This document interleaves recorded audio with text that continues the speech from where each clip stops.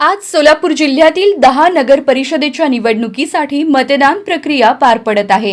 या मतदानादरम्यान राष्ट्रवादीचे जिल्हाध्यक्ष उमेश पाटील यांनी ईव्हीएम विषयी मोठं भाष्य केलं आहे।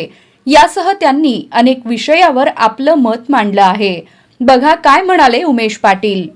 ज्या नगरपालिका क्षेत्रामध्ये काही प्रभागांच्या बाबतीत काही नगराध्यक्षांच्या बाबतीमध्ये नॉमिनेशनच्या संदर्भामध्ये बरेच जण निवडणूक आयोगाच्या नियमाप्रमाणे अपिलात गेलेले होते सत्र न्यायालयात आणि त्यामुळं इलेक्शनच्या बाबतीतलं जे टाइम टेबल असतं हे टाइम टेबल काही ठिकाणी जे आहे ते डिस्टर्ब झालेलं होतं आणि त्यामुळं त्या ठिकाणची निवडणूक आयोगाने पुढे ढकलली। आता काही जणांचं मतदान जे आहे ते 20 तारखेला होणार आहे। त्यामुळं जर मतमोजणी 3 तारखेला जर सगळी उर्वरित झाली असती तर त्यातून जे निकाल लागणार आहे त्याचा प्रभाव मतदारांवर पडू शकतो आणि त्यामुळं फेअर इलेक्शनच्या याच्यामध्ये ते बसत नाही। म्हणून माननीय उच्च न्यायालय नागपूर खंडपीठाने त्यामध्ये मतमोजणीच्या संदर्भामध्ये 20 तारखेच्या नंतर म्हणजे 21 तारखेला ते घेतलेले आहे, ते योग्यच केलेलं आहे। त्याच्यामध्ये काही फारसा फरक पडणार नाही। मतपेट्या बंद होऊन त्या ठिकाणी स्टोअर रूमला ठेवल्या जातील, थोडा सुरक्षेचा ताण राहील, परंतु 21 तारखेला जो 3 तारखेला निकाल लागणार आहे तो 21 तारखेला लागणार आहे। सगळीकडे चांगला प्रतिसाद आहे।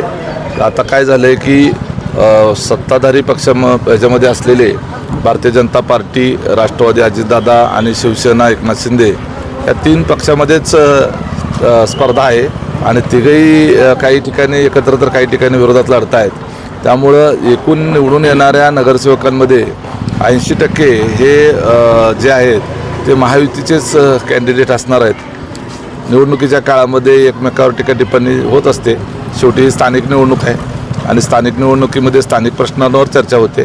पक्ष पार्टी हे थोडंसं त्यामध्ये फारसं गांभीर्यानं लोक घेत नाहीत, स्थानिक पातळीवरचे विषय गांभीर्यानं घेतात। काही ठिकाणी मतदान मशीन बंद पडलेले आहेत, मोहोळमध्ये असेल, अक्कलकोटमध्ये असेल, अन्य ठिकाणी पण आहे प्रकार तास 1.5 तास मत, याचं काय नाही। त्याच्यामध्ये कसं आहे की आता हे काही आपल्याला नवीन नाही आहे। लोकसभेच्या वेळेला तसं घडतं, विधानसभेच्या वेळेला घडतं।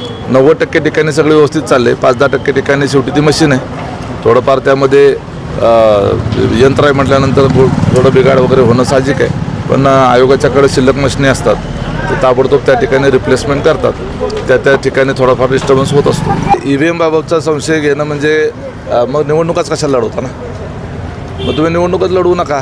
ईव्हीएमवर संशय आहे तुम्हाला, मतदार याद्यांवर संशय आहे आणि मग तरी पण मग तुम्ही ज्या ठिकाणी निवडून येता त्या ठिकाणी मात्र तुम्ही संशय घेत नाही।